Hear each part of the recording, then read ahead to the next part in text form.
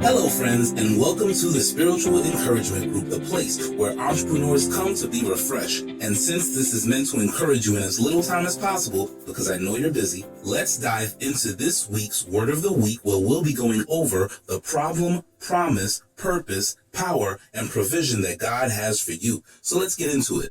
The problem.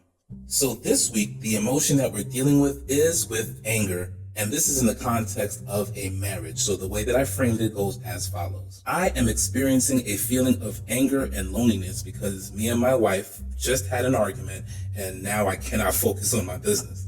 The promise. And our promise comes from Ephesians chapter 5, verse 28. And I'll be reading it in the King James Version and the Message Version. So first, the King James. So ought men to love their wives as their own bodies. He that loveth his wife loveth himself.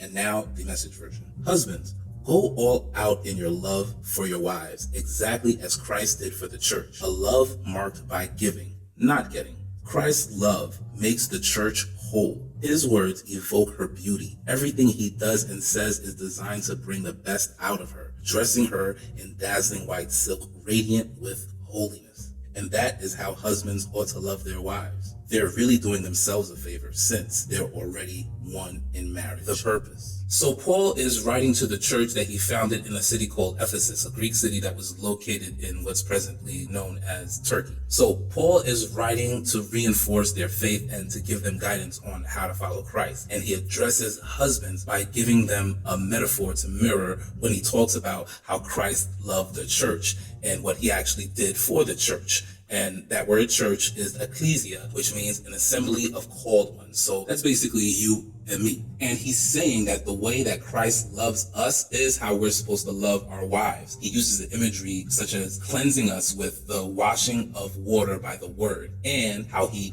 gave himself for the church. And it's also interesting to note that the word that Paul uses for love is the Greek word agapeo. And it's interesting because in Greek, there's more than one word for the word love. So each word describes a different kind of love. There's storge, which is the love that you feel for family. There's philia, which is the love that you have between friends, or brotherly love, like the word Philadelphia, the city of brotherly love. That's where that word comes from. And then there's eros, which is a romantic kind of love, which is what I thought he would be using for a marriage, but the word he actually uses is agapeo, or agape, which is more of a selfless kind of love that you give to all people. It's the love that Jesus was talking about when he said to love our neighbors as you love yourself. The power. So the power of this verse for me comes from the fact that Paul could have used the word eros, which is the romantic kind of love, when he was talking about marriage, but instead he uses the word agape, a selfless love, a love that Christ has for us. And it made me want to question myself. If I can't agape my wife, then how can I agape anybody else? The provision. I believe that this text gives me a clear blueprint on how to agape my wife the same way that Christ has agape for us. So the first thing was that he gave himself. Am I willing to give up my pride and forgive the way that Christ forgives us? Number 2, washing of water by the word. Am I using the right words? I'm not saying that I have to quote scripture at or anything like that, but maybe I can use language that's more encouraging and more loving. In the Message, it says that everything he does and says is designed to bring the best out of her. Maybe that's something I could follow. And number 3, showing love to myself. So my wife and I are connected. We're one. So when she's good, I'm good. And I have a responsibility to keep the peace for her and myself. So if I want to be forgiven, then I have to be willing to forgive.